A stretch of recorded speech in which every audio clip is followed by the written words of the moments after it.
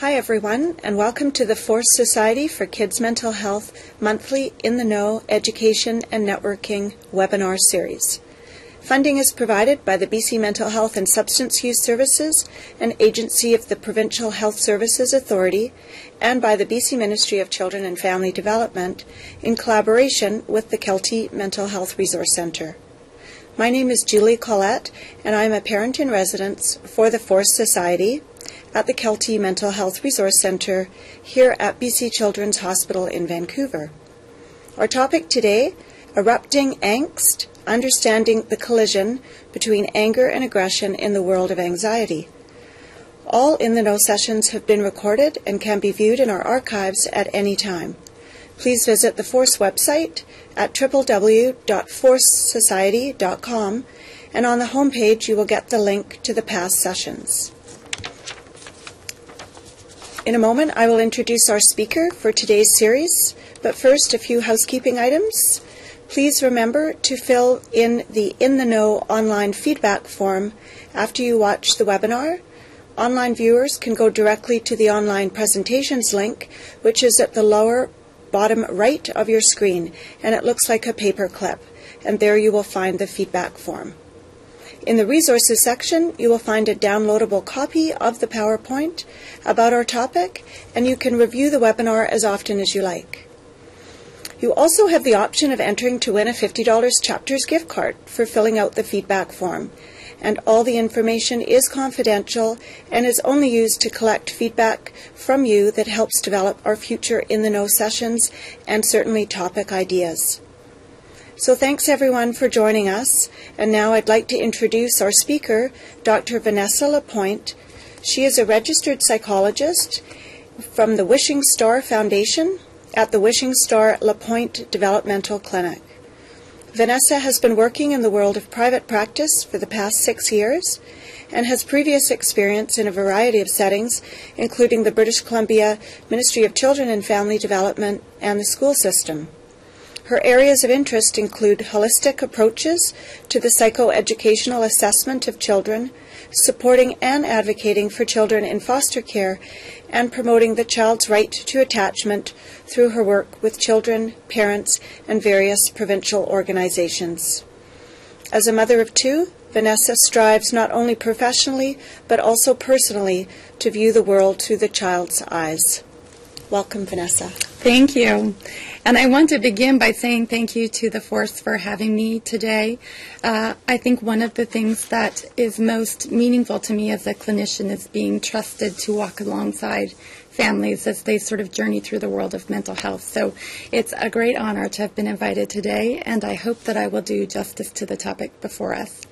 The topic that we're going to work through is the idea of erupting angst, or how anger and aggression often are the expression of children who are struggling with anxiety. And unfortunately, when that is the face that presents for a child every day, it can get real easy to miss the underlying issue and get sort of stuck in the whirlwind of responding to all of the acting out sorts of behaviors, when what we really need to do in order to be able to get underneath that for a child is to understand that it's coming from anxiety.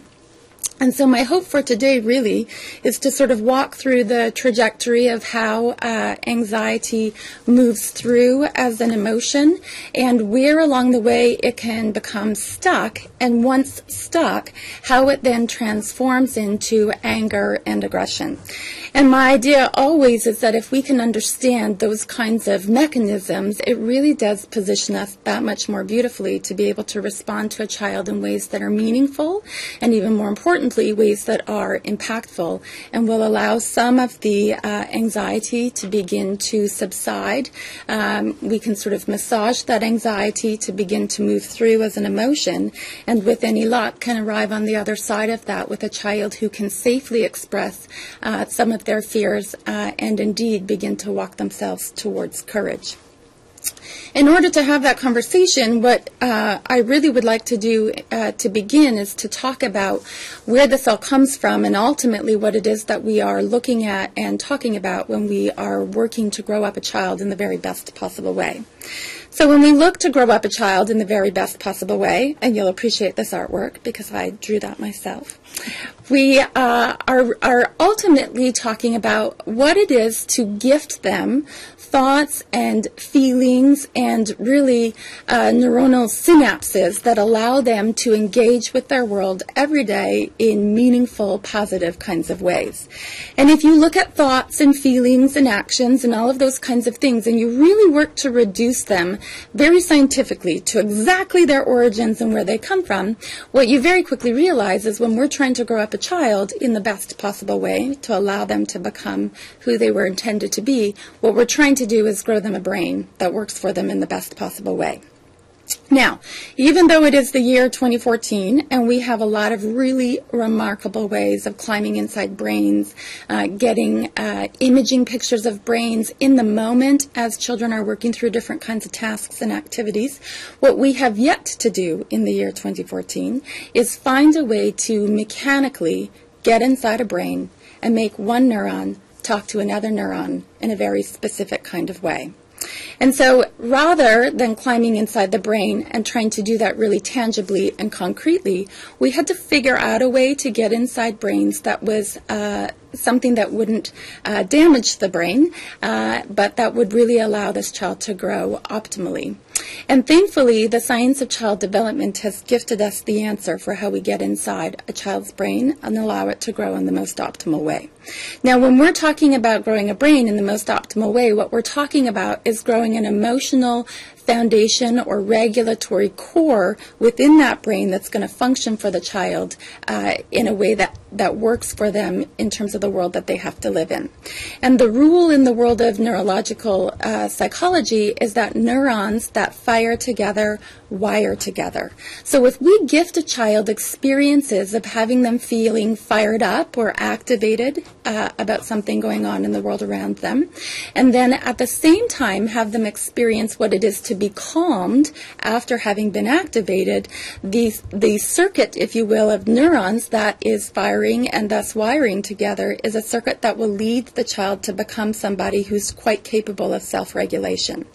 If a child is not able to experience that in a consistent kind of way, then we can get all sorts of other emotional cores developing within the brain, and that kind of development can sometimes take a child off course, where they have more often the experience of being fired up and not as often the experience of being calmed. And then over time, that's a brain that's really good at being fired up, but not so awesome at helping the child to calm afterwards.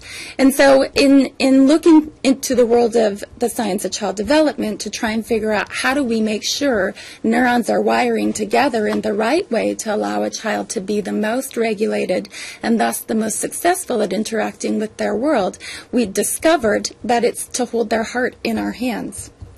When a child can really believe that and really know that and really trust that and really feel that we pick up what they put down and we have their backs, what it does is it grants us entree into that brain. It allows us to really be able to sculpt how those neurons get wired together, and that, of course, in the longer term is going to grow the brain for the child in the best possible way.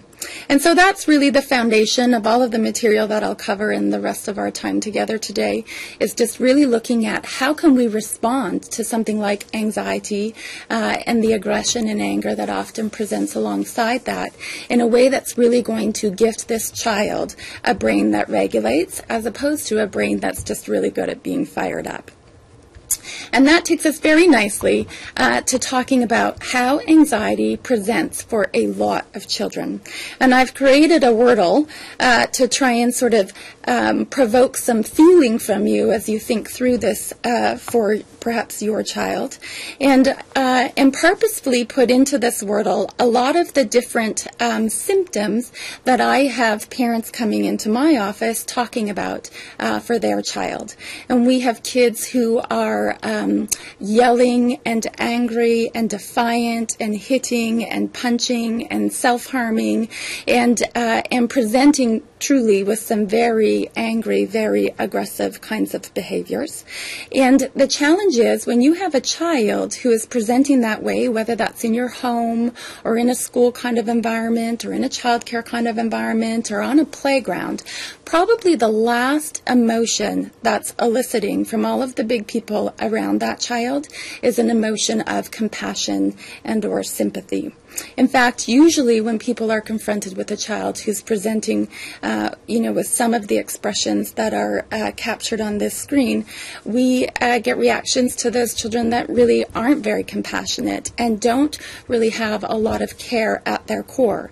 Now, going back to where we started and talking about the brain that needs to be regulated, for a child who's already very undone to be reacted to by a big person in a way that's not terribly compassionate or caring, that kind of reaction does very little to calm that brain, and in fact may serve to escalate the situation, and unfortunately for a lot of children at the end of the day results in them having to turn off a lot of their feelings in order to just survive a day in the life of them. And so what I hope to do in walking through this talk today is to really work us around to a place where we are very quickly able to respond with compassion and care to a child who's presenting with so much explosiveness, as this really is going to be the answer to how we move them through this world of anxiety and the aggression and anger that can come alongside that. So let's take a moment to really talk about the mechanism of anxiety and to begin to get behind this label of anxiety and understand some of the things that can go on for a child. Now, when we have a feeling, what we know with certainty is that feelings, for them to work out in a way that's okay for children, and indeed for all human beings, have to be processed. So the feeling as it presents needs to kind of move along and move through and be processed and be internalized and at the end of the day be resolved for the child to be okay in having experienced that feeling. So let's say we have a child who's experiencing a feeling and perhaps they're worried about something or something has them unsettled. What we know is that that child, first off, needs to be able to engage in really safe expression of that feeling. And what I mean by safe expression is that you know that you have big people around you and that you can kind of let that feeling go or let her rip in a way that is going to allow it to come out of you. And so if your feeling can be safely expressed, and then following that, you have a real trust in that feeling being safely accepted by the big people around you. What happens is the feeling is resolved.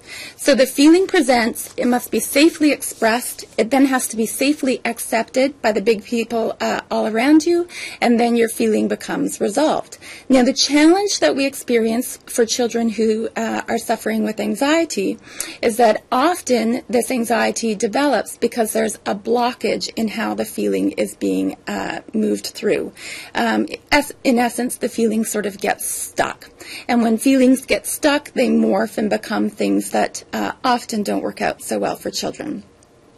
So when we look at the way feelings move through and try to kind of really get in underneath the mechanism of anxiety and really work to understand, well, if a feeling is getting stuck, then what are we as big people to do in order to unstick the feeling? We can look at where some of the potential blockages for feelings might present. And so if you look at the feeling being experienced by the child, and we said the first thing that needs to happen is that feeling has to be able to be safely expressed. Now imagine for a moment that you are a child who is very, very sensitive. And as part of your sensitivity, you react to and internalize and respond to sort of the observations or perceived judgments of other people with intensity. You probably are then a child who's going to have a real difficult time feeling safe in expressing your emotion. You might feel that people are going to be judgy about you. You might feel that people are going to form opinions or have other kinds of reactions to you. And so you're going to feel sort of very alarmed, even at the idea of letting people around you know that you're really not well and it's really not going okay for you. So intense sensitivity in a child and intensity of personality, things like temperament, children who are slow to warm or have other kinds of characteristics in terms of describing their temperament can have challenges in terms of safe expression. And certainly for children for whom there's an actual or perceived lack of safety in their world or environment, these are all situations that we would suggest would sort of have the child in a conscious and or subconscious kind of way put into question whether or not they were indeed safe to express their big feeling, whatever that feeling might be. Now, if we move from safe expression as a potential blockage onto safe acceptance as a potential blockage, what we begin to talk about is the reality that for safe acceptance to be experienced by a child, this is not really something that they have control over. Safe acceptance, in fact, is where we begin to sort of transition the focus onto all of the big people around the child. And when I use the expression big people, who I'm talking about is anybody who has some kind of responsibility in the growing up of a child. So it might be parents, it might be extended family members, it might be teachers, it might be other professionals who are working with a child through the course of a day. So any big person who's interacting with a child and has some kind of responsibility in the growing up of them. Those big people have to be able to, through the child's eyes, safely accept the feeling that the child is expressing. Now, for a child to sense that there's a safe acceptance of their feeling, it means that the big people can handle it.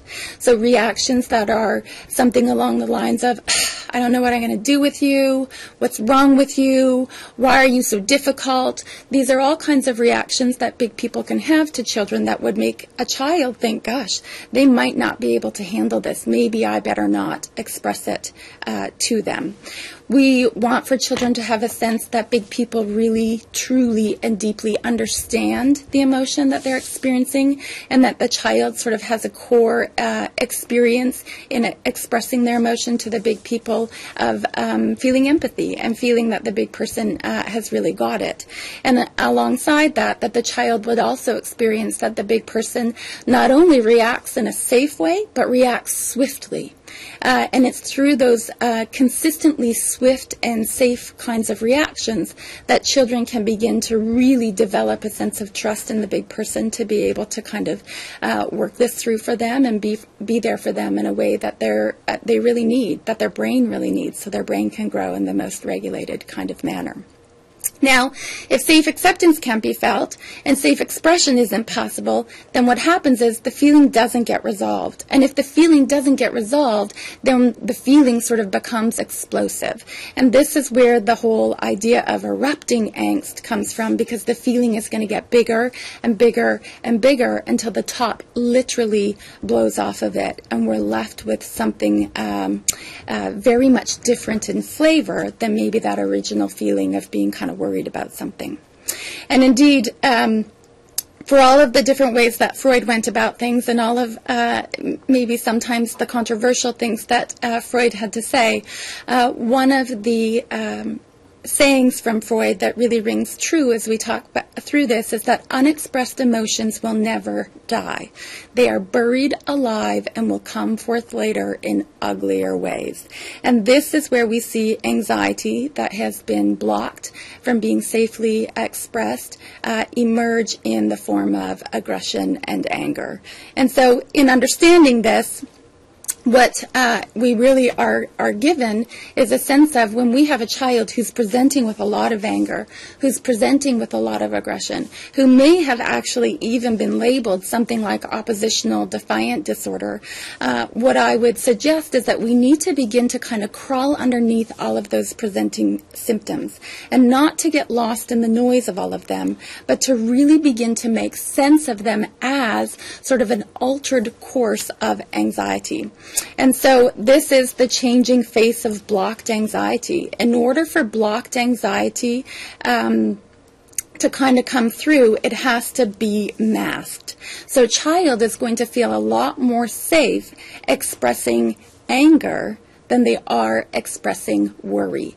Because when you express worry, what you're relying on your big people to do is to sense the need behind the worry and respond appropriately.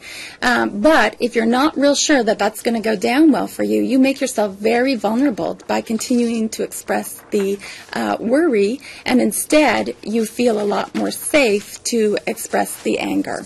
And so because feelings have to continue to move and we have to find a safe way for the anxiety to come out, this safer expression in the child's psyche is deemed to be aggression, and aggression often becomes the mask behind which anxiety hides.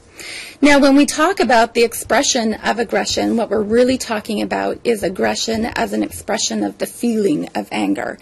And it can go a variety of ways. Aggression can be something that's either inwardly or outwardly expressed. If it's inwardly expressed, it might be kind of in the form of self-harm. If it's outwardly expressed, then of course that becomes in the form of harm to others.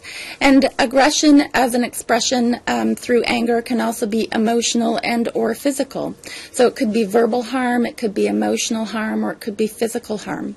And sometimes this gets a little bit slippery because we will look at a child who, for example, is saying very awful things to themselves. You should never have had me. I should never have been born. I had one client once say that they should have been an abortion. They should cut their ears off. So they can sort of get a lot of self-focused anger and aggression, or it can kind of become outwardly expressed to others. At any rate, when we start to see a lot of aggression and anger leaking out of a child this way, it very often gets misinterpreted and confused for other kinds of things. And my goal really is to try and share with you the message today that it's so important to not get lost in this storm of anger and aggression, but be able to kind of walk it through and get in underneath it and find the true source of it, the mechanism, if you will, underneath it, which is anxiety. And if we can get underneath that, then we actually have a way to resolve some of the anger and aggression that's leaking out of a child, and hopefully even gift them opportunities for brain growth and development that will stand them in good stead over the longer term. So if that's the case, and it is that we really do need for children to be feeling safe in expressing their emotions and knowing and trusting and absolutely believing that their emotions will be safely accepted by their big people once expressed, then maybe we should spend some time talking about what does it take to have a child feeling safe to express their anxiety and absolutely trusting the safe acceptance of that anxiety.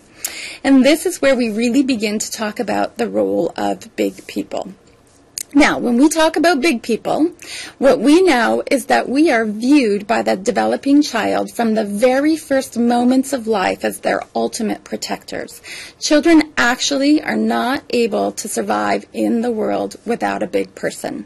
So as soon as they are born, they begin to look for us. And certainly, if you are present at the birth of a new baby, what you will see is that as soon as their eyes open, they begin to kind of scan the room.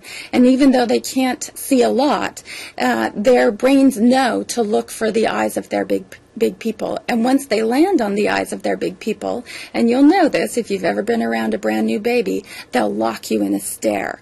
And once they've locked you in that stare, it's like something inside of you changes and you're connected to them forever. And so they know, even though they're brand new little babies, that they must kind of pull us in because without us they won't be able to survive. And in fact, this connection between big people and little people is so important that the world of child development, and indeed the world of science, has given it a name. And we call that relationship the attachment relationship. It literally allows children to survive. And there are cases that have been studied of children who actually are dying physically because they don't have an attachment connection to at least one big person in their world.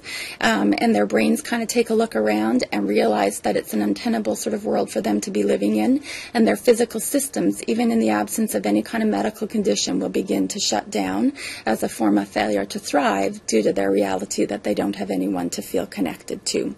And so everything about child development will drive at ensuring that connection takes root and holds on, and you will see in the most colorful ways children having their attachment systems kind of work it out for them so that big people will be drawn to them and will be held close to them.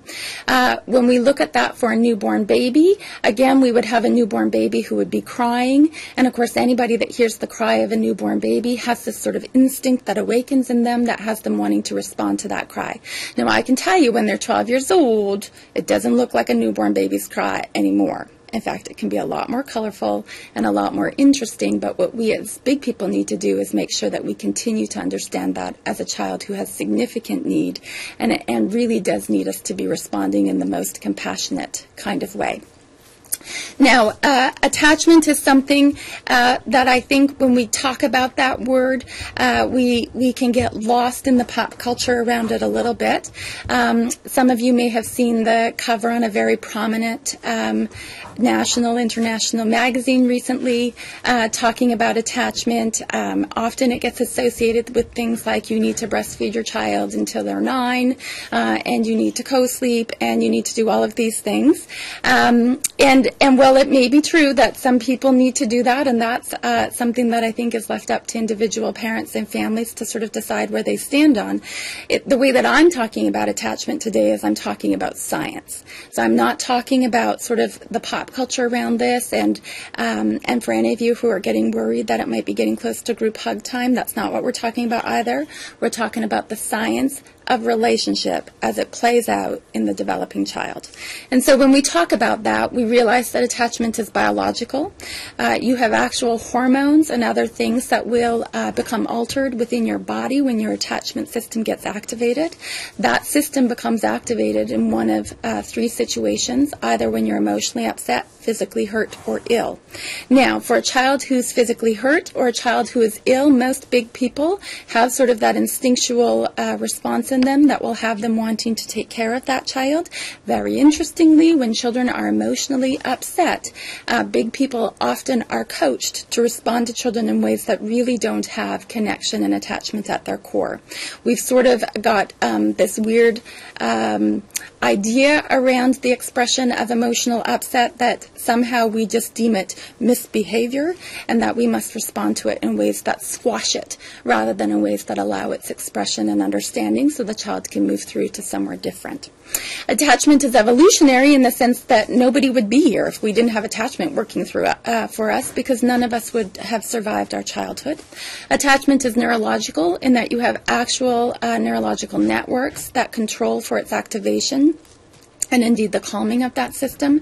And then attachment is emotional in nature in that you feel really big emotions when your attachment systems become activated. And they are not typically the kind of emotions that are Hallmark card worthy. Usually they're emotions that are very big and oftentimes messy, and it's in the midst of those big, messy, overwhelming, erupting kinds of emotions that attachment really does its work.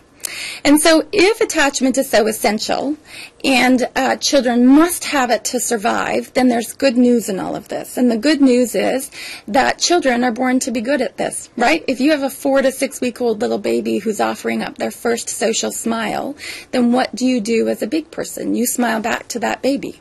And if you didn't smile back to that baby, you'd feel like a horrible human being, right? So everything about the child is driving them to be good at this.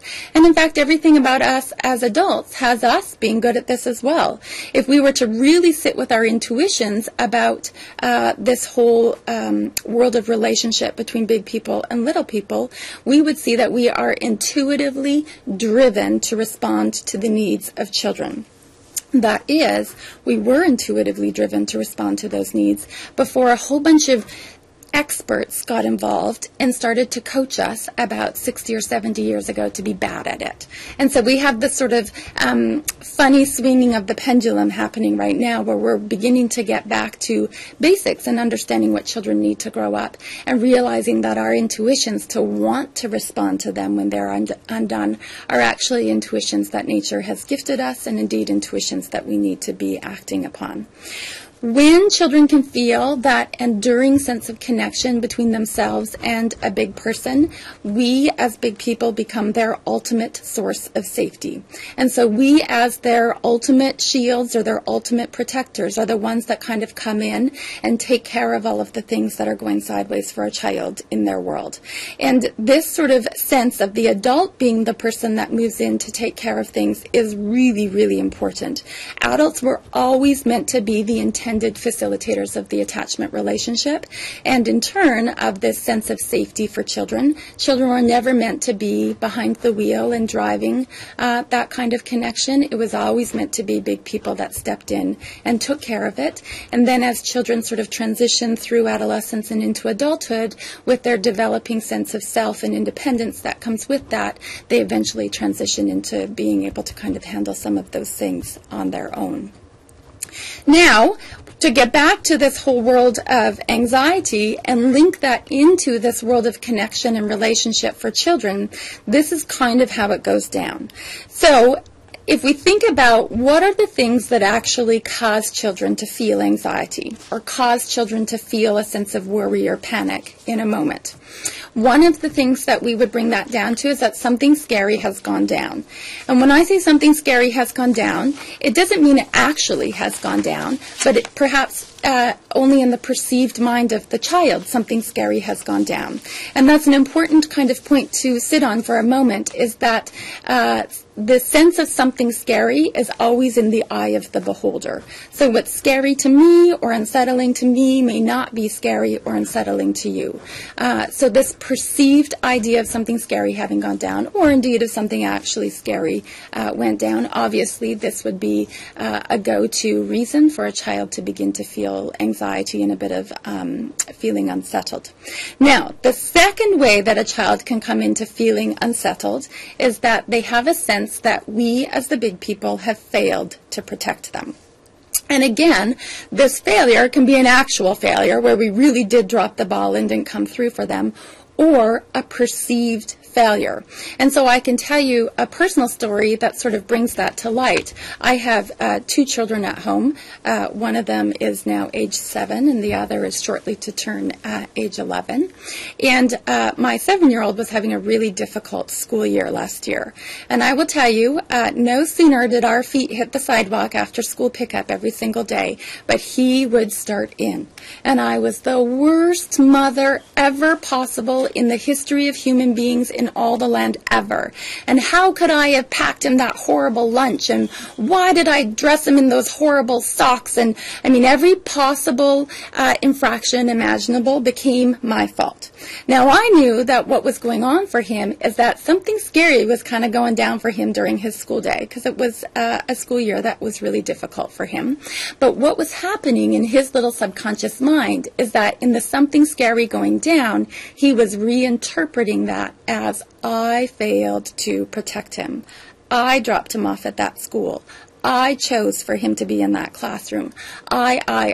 And so in the child's attachment mind, when they view us as big people, as their ultimate protectors, when they end up not feeling protected because something scary kind of goes down in the world around them, even though it's super not fair, and on many levels can seem really unreasonable, what happens is this little switch gets flicked in their brains, and they reinterpret that as we failed them. So you may have had nothing to do with the something scary that went down, but your child believes that you failed them because they had to experience that thing that did not feel good. And so again, we think through this, and it starts to give us some answers in terms of where we need to head to understand how we respond to children's presentations of anxiety.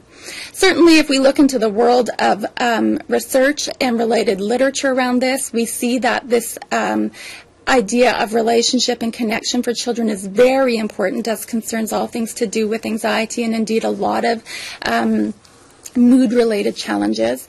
And so attachment security is very consistently related to levels of depression and anxiety. We know that that relationship intensifies from childhood into adolescence. And we know that children who experience a lot of connection security or a secure base in their childhood end up to go on to have higher levels of positive mood and essentially better mental health kinds of outcomes in the longer term. So looking at that, it points us very solidly in the direction of connection as we work to kind of figure out how do we best support children presenting with anxiety.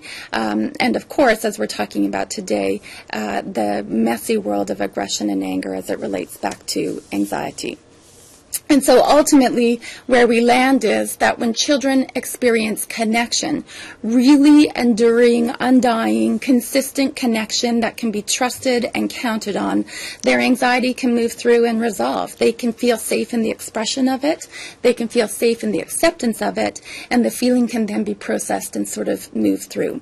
So our challenge then becomes, how do we implement nurturing support to resolve anxiety for a child and make sure that it doesn't fester and become this angry, sort of aggressive kind of expression that so often can become such a challenge for kids that are struggling with anxiety.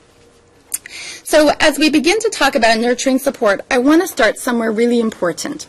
And where I want to begin is you've probably noticed at this point that there's been a lot of focus in this talk on big people and the relationship that we have with little people and how that all works out. And there may have even been sort of a creeping worry developing inside your mind that I might be suggesting to you that if you have children who are anxious or who are struggling with anger and aggression potentially related to anxiety, that therefore you must have been a terrible parent who didn't do their job in terms of making sure you were connected to your children in a meaningful way. And what I'm here to tell you today is that that is not true. And that's, in fact, very opposite of what I would like to sort of establish as how we're going to head forward from here. What I want to say is that it is not necessarily bad big people who create anxious children. So, and I say necessarily because sometimes there are situations that for sure are the result of bad big people doing bad things to kids that leads to children being anxious.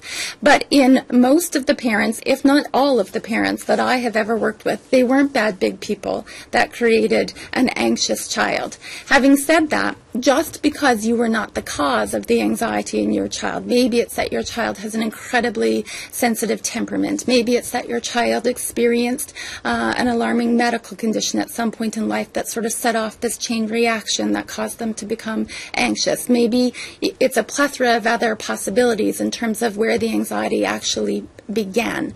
But just because you were not the cause of it does not mean that you are not the answer to it. And certainly when we think about children who have been able to kind of push through their emotions and find a way to find those feelings getting resolved so that they're a lot more regulated and things are working better for them, what we find is that those are children who are always surrounded by attuned and insightful big people. So I say that so that you can put a lot of that parent guilt that can kind of develop aside. I encourage you to hold on to a teeny little sliver of it because it does always make us better to have sort of that teeny little sliver, but to not become overwhelmed by that as the source of what caused your child's anxiety. It's not that we're saying you've caused it, it's that we're saying you're the answer to it. And what I'd like to do now is sort of walk you through first some guiding principles and then some key steps in terms of process, in terms of how you become the answer to your child as far as getting the anxiety and erupting anger and aggression resolved. So we're going to walk through now 4 guiding principles, and I would suggest to you that these 4 guiding principles are part of what every single child needs. So it's not just children with anxiety, but children all the land over need these 4 things to be at play. And if we can have these 4 things really working out for a child, then we know that we're going to be able to kind of get through to the other side of things. And indeed, we're going to use these 4 guiding guiding principles in terms of what children need to be able to sort of craft some ideas about how to come alongside and support our children who are presenting with anxiety and associated expressions of anger and aggression. So the first guiding principle is that connection security results in maturity.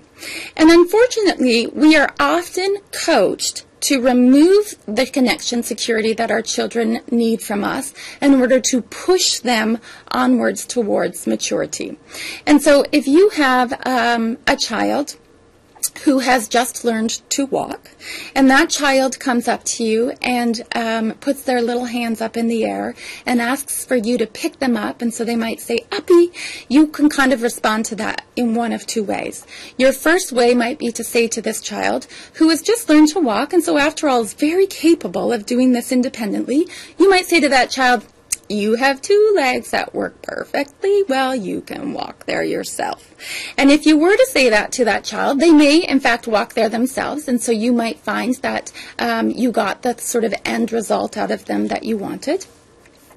But then let's say we have a second situation where a little child who's just learned to walk comes up to you and says, uppy, and you literally cannot wait to scoop them up. And so you bend down and you scoop them up and you pull them into your arms and you start loving on them and you talk about how happy you are to be carrying them and how when they were a teeny little baby you got to carry them all day long and it was the best time ever and you loved it and you're so happy to carry them.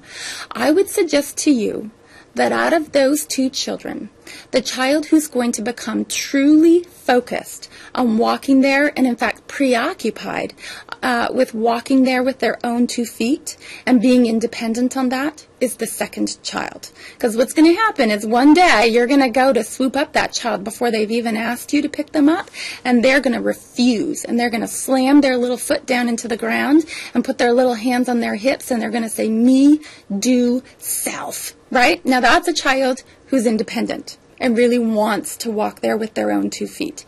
The other little child is still just yearning for it, right? They might be walking there with their own 2 feet, but underneath that and behind that is a child whose need kind of went unmet. And it's sort of the same thing if you've ever tried to go on a carbohydrate-free diet. The only thing that you can ever think about eating is carbs, and you want carbs, carbs, carbs, and more carbs because you haven't been satiated or you haven't had your fill. And so we always say connection security results in maturity. Children only become truly independent when they are given the opportunity to be deeply dependent upon us. Second guiding principle, big people need to ensure that little cups are overflowing.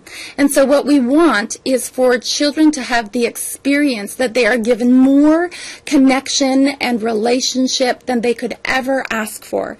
And only when they are given more than they could ever ask for are they really released to the process of development, where they don't have to take all of their energy to try and make sure the connection is happening, but instead that energy can be redirected to them growing up. So we always want to provide more than it is that they could ever ask for, and kind of have them sense our generosity, and even have them sense at times some idea of surprise that we could be so overwhelming and caring in the way that we are making sure their little cups are overflowing. Now, the third guiding principle is that big people must always be the answer to a little person's troubles, even if you have no idea what that answer is. That child has to believe that you are the answer, period. To borrow a quote from the Circle of Security program, children need us to be bigger, stronger, wiser, and kind. And we often will say to our clients, in terms of supporting parents, we will tell parents, you just need to hulk it up, right? And so even if you don't have answers, you become the answer to your child. Now, a couple of years ago, 2.5 years ago, our eldest son contracted meningitis and went into hospital. Now, certainly having meningitis is a really bad thing, and it would provoke a lot of anxiety in most children. It provoked an incredible amount of anxiety in our son, given that he doesn't do terribly well with needles. And I will tell you, as a parent who is living that through with a child, that becomes also a very anxiety-provoking time. And so all around us, we had a lot of worry and a lot of concern about whether or not he was going to survive the illness. And they, of course, had done a spinal tap to ensure that we knew exactly what it was that we were dealing with. And they told us that it would take 48 hours to confirm whether the meningitis was viral or bacterial in nature.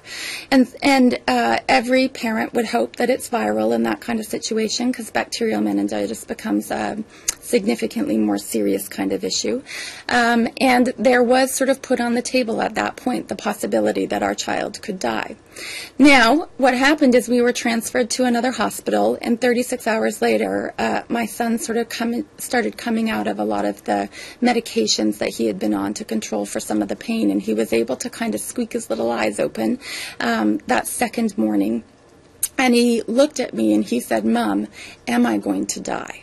Now, I'll tell you, as a mother, what I didn't say in that moment, knowing that I didn't know, right? We were not 48 hours in yet, and so I didn't know yet what the answer to that question was. But I'll tell you what I didn't say. I didn't say to him, maybe you're going to die. Right? I didn't have an answer for him, but I certainly became his answer. And I would have had some kind of response to him that would have sounded something like, "You're in the right place, we're doing really well, we've got all the best people around you, and I'm taking care of you." That would have been the kind of answer that would have been presented, because I would have known that even though I didn't have an answer to his question, I had to be his answer so that he could feel safe and secure.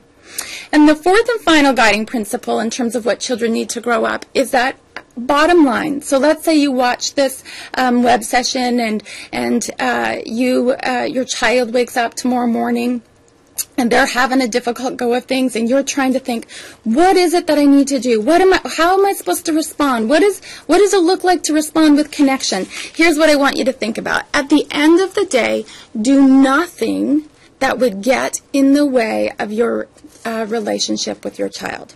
So let me give you an adult example. If I were to come home from a bad day at work, and I were to be feeling not well, and I were to come in the front door, and there were to be 27 pairs of shoes laying in the entryway to my house, even though we built shelves for the shoes to go on, they do not need to be laying around in the entryway, and I were to start to be really grumpy at my husband about the shoes that are laying all over the entryway, and my husband were to come up to me, he kind of has one of two ways to handle this.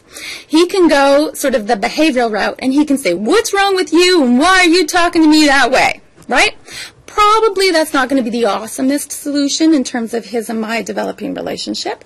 Or he could come to me and he could say, "Uh-oh, looks like you've had a bad day at work. Listen, why don't you go have a shower? I've got dinner started. Let's just get the kids fed, and we'll get homework done, and we'll get everyone to bed, and then we'll sit down and have a chat about it. I want to hear what's going on for you." I can promise you that response number 2 is going to result in a much better relationship. So if you can use an adult example like that and have that inform how it is you respond to your children, think about relationship is the bottom line. Never have a response to them that would have them put into question the nature of the relationship that you have with them. So with that foundation in mind, let's move on to talking about how it is that we're going to kind of work through the world of anxiety for our children. So what I would like to do now is, right before we get into the process of creating a sense of safety around a child who's struggling with anxiety, I want to debunk some of the pop culture around anxiety. And the first thing that I want to challenge is that we do not get better at dealing with worry by practicing dealing with worry. It really just makes you more worried. And so we eventually we want a child to have a sense of courage kind of bubbling up from somewhere inside of them so that they're able to kind of take on some of those worries and be courageous in the face of them and overcome them. But we don't start there with a child. If we start there with a child, we usually just end up freaking them out. We need to start with creating a sense of safety for them and the world around them, and then we walk it forward from there. The next myth that I want to kind of debunk is that long-term consistency leads to real change. Quick fixes are really fake change. We're talking about growing neurons. To grow a neuron, you need like 3,000 exposures to something. And so we're not looking to fix this by next week. We're looking to fix this like within the next 6 to 12 months. And so we need to really be able to put in some long-term consistency in order to see real change occurring for a child. And the final thing that I want to address is that the process is never unidirectional. There will always be life presenting and things that kind of derail us and stuff that gets in the way and things that could kind of make us sliding back in our process instead of pushing forward. And just to be comfortable with that happening, it doesn't mean you're failing and it doesn't mean that you haven't been doing a great job. It just means that life is happening. And sometimes we need to kind of retreat and take a few deep breaths and then sort of push on again. And so you'll always kind of be wandering up and down and in and out, and that's okay. It doesn't mean it's a failure. It just means that that's life and that's how it sort of goes down. So moving on to talking about the process of creating safety, I'd like to suggest to you that there's sort of 3 phases to this. And the first is that you come in around the child and you really work to protect them and keep them safe from the storm and quiet the world down around them. This is how we move to create a sense of safety for a child who otherwise has been feeling very alarmed. The second sort of phase is to begin to get some of those emotions moving again. And so we take their fears and we move them through to tears and we get them really expressing the angst that they are enduring and having that come out in soft, sad kinds of ways instead of angry, hard, aggressive kinds of ways.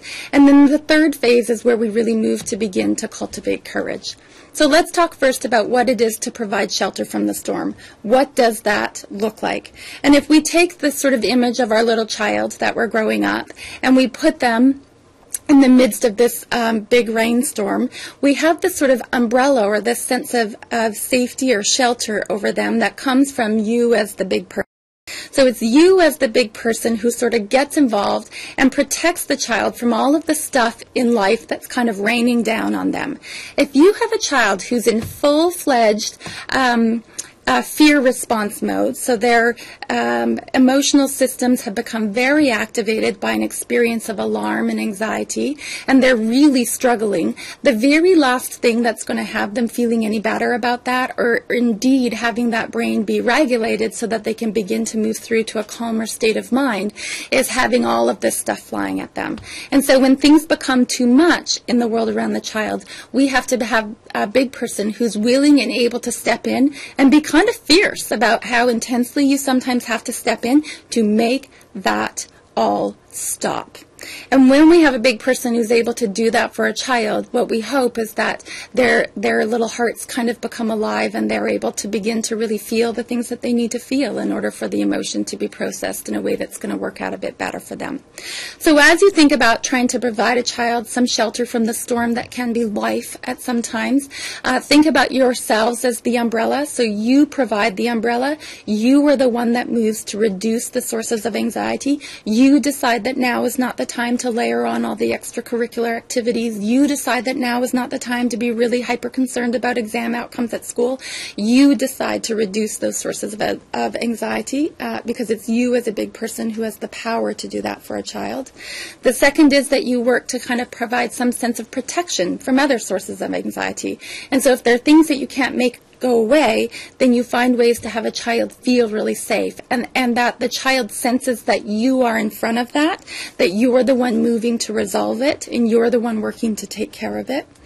Number 3, we would love for you to be able to focus on routine, consistency, and calm.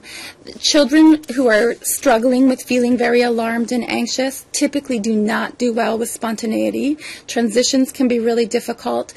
Sort of messing up the plan or coming in and changing things last minute doesn't make them feel great. And so we really love for them to have schedules. We sometimes love for that to become a visual kind of script or schedule so that they always know exactly where they're headed, exactly what it's going to look like when they get there, and exactly how it is they're going to land. And there doesn't need to be a question for them at this stage about anything like that. Fourth, we often talk about nesting. So this is not a time to be venturing forth and conquering the world. This is a time to be patting the nest and sort of hunkering down in it and be prepared to stay there for a little while. I often will talk with families about shortening the radius, saying no to birthday party invitations if you need to, just really taking those steps to make sure that we are held safely in a world that you as a big person can really kind of commandeer for this child to get them to a place of feeling a little more safe. We would love for number 5 that the child really begins to develop this enduring sense of connection, that no matter what befalls them, no matter how angry they get, no matter how undone they become, that you will always be their big person, you will always be able to handle it, and you will always be there for them. And we also want to make sure, especially in these early goings, that we don't test those connections. And so we're not suggesting to you that you need to be perfect parents. Goodness knows if that was the case, we would all be failures. But we are suggesting to you that you just have to be good enough, that we go for real consistency, and as long as we're good enough and we're hitting the mark, the majority of the time in terms of being relationship focused, then this is enough to get our children really sort of knowing and trusting that sense of connection. Once we've moved through this first phase of really just bringing a sense of safety into a child's world, and you'll know that you're moving through it because there'll be sort of a sense of calming that you'll be able to see in them. You might see them starting to cry a little more than expressing all of the anger. Once we're sort of hitting that mark, then we begin to move to sort of phase 2, and we sort of gradually transition into this second phase, which is where we begin to take their fears and move them through to tears. And so as we started off in the beginning saying, emotion needs to move through in order for it to be processed for a child. And in order for a child to move their fears to tears, they need to be able to be safe in the expression, and they need to be able to trust in the acceptance of all of those feelings coming out of them. It is the job of the big person and not the job of the child to cultivate that sense of safety. So have them really experience you as someone who can handle it, someone who can understand it, someone who knows it, and someone who just really does deeply get them so they can continue to trust in the safety around emotional expression. What that may look like is that you want to, one, be the one that they turn to. Make sure you are the one that they know will be soft, will respond to their emotion and the expression of that emotion in whatever way, in a way that feels really compassionate and caring. You want to, two, communicate the sense that you can handle the expression of the fear no matter what. So no matter how loud, no matter how long, no matter how messy, you are the one that's going to be able to handle that for them. You want to make sure that the child absolutely feels heard. And children, while they will listen to your words and feeling heard, what's even more powerful for them is seeing you act on them feeling heard. And so if they're communicating really big things to you and really big concerns to you, that they have a sense that you're really addressing those and you're really responding to them and moving to take care of them. 4 is that we want you to find ways to provide relief from some of the physical symptoms. And so we love for children to learn things like deep breathing and progressive muscle relaxation. I mean, even for people who aren't sort of really bogged down in the world of anxiety, those are all things that feel great. But especially for somebody who's really struggling with some of the physical symptoms of anxiety, being able to gift a child what it is to have the experience of going through, for example, progressive muscle relaxation is a wonderful thing. The only caution that I would give you in playing that out is that you be sure that they're doing that in connection with you rather than sending them off to a corner somewhere to deep breathe and regulate. We love for children to be able to express verbally some of the things that are going on for them. When we move feelings from the nonverbal to the verbal, we begin to be able to work through them more so using our sort of logical side of our brain. And so this can be a way to really begin to create a bigger sense of safety around a child. And then number 6 is we love for you to get your kids moving, because we know that with daily physical activity, about 30 minutes per day of physical activity, what happens is they get a bit of a serotonin squirt in their brain. And this is sort of a feel-good kind of squirt, and it will help sort of in a very natural way to boost mood and can sometimes get the feelings moving through a little more quickly. And then finally, the third phase is where we begin to really look at cultivating courage. I once had a 6-year-old client when I said to her, well, what do you think courage is? And in her very brilliant self, she responded, courage is feeling afraid, but doing it anyway. And so once we have children who are feeling safe, once we have children who are able to express their emotions in ways that are working for them, what we would love is for them to be able to find their courage in the face of that fear. And the interesting thing about courage is that you actually have to be able to feel afraid in order to be courageous. And so when kids know that they can count on relationship and everything else is working, that's when courage begins to come out. But for courage to be expressed, fear has to be endured. And so for children to be able to move through and find their courage, they actually are going to have experiences that they head into that are a little bit alarming and a little bit unsettling. So what this may involve is, number one, we have to, of course, allow for those fears to be confronted and really move towards letting them sort of play out some of those courageous inklings inside of them and see where it lands. We really want to encourage you to start low and go slow, so we don't want kids to be flooded out and utterly overwhelmed by their first sort of tentative attempts at courage. So start low, go slow. Kids will need repeated experiences. We don't expect for it to work out the first time, and we don't expect for it to work out every time. And so we need repeated experiences of feeling sort of fearful in different situations in order to be able to really find our feet and find that courage. We want children to have a real soft landing if their courage has been fleeting or their outcomes have been a little bit disappointing, that they know they can come back to us, that there's no judgment, that we've got them, that we're all good, everything between us is fine, and we'll find our way forward again, and just time to take a big deep breath. We love the idea of focusing on both the outcome and the lurking fear. You really, really want to be on the basketball team, but you are terrified of not making it. If we can invite an understanding of both those things, where they're headed and what they really desire, as well as sort of the worry behind that, oftentimes we help kids find their courage because they see something in it that's really desirable. And then finally, we really want for children to have a safe haven to retreat to, where they have a real sense of being able to kind of go back into the nest if they need to and catch their breath and sort of reestablish themselves and get their feet on the ground again. And it, again, is us as big people that provide that safe haven for them. And so always welcome them back to that safe haven if that's what they're needing to sort of regroup and head out again. So where that brings us for the end of our time together today is these sort of final summary points. One, anxiety is often masked by aggression and anger.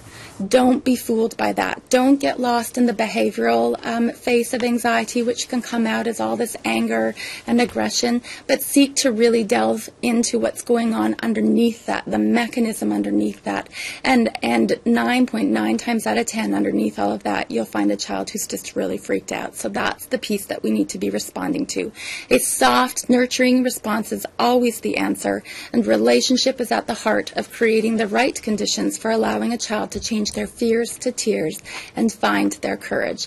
And where I'll leave you today is with a quote from a young woman from Australia, which I think just sort of captures the message that we've been working through really beautifully, where a child will say, "What if I fall?" And the parent will say, "Oh, but my darling, what if you fly?"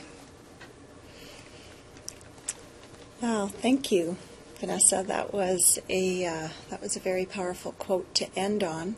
I really appreciate all your thoughts and wisdom, and there's a lot of information, and so the good news is parents can go back and review this webinar, and I think you touched on so many key points, the compassion, the connection, the caring, and focusing on what's underneath the behavior as opposed to focusing on the behavior.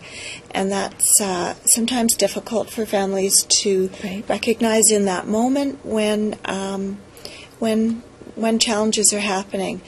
I think in the interest of time, I won't ask you a question. I will just summarize in that in the previous webinars, things that Dr. Lapointe has mentioned around the compassion, the caring, the connection, brings to mind the collaborative problem-solving webinar that the Force has done, which will give you some ideas around how do you practice listening in a different way. The strengths-based webinar, which focuses on looking at your child through a different lens, which again will help with looking at the behaviors and noticing that it's what's underneath them and how do we connect and create safe, caring relationships with our children who may be less than lovable at some moments in time. Good. Thank you very much, Dr. Thank you. Lapointe. Thanks.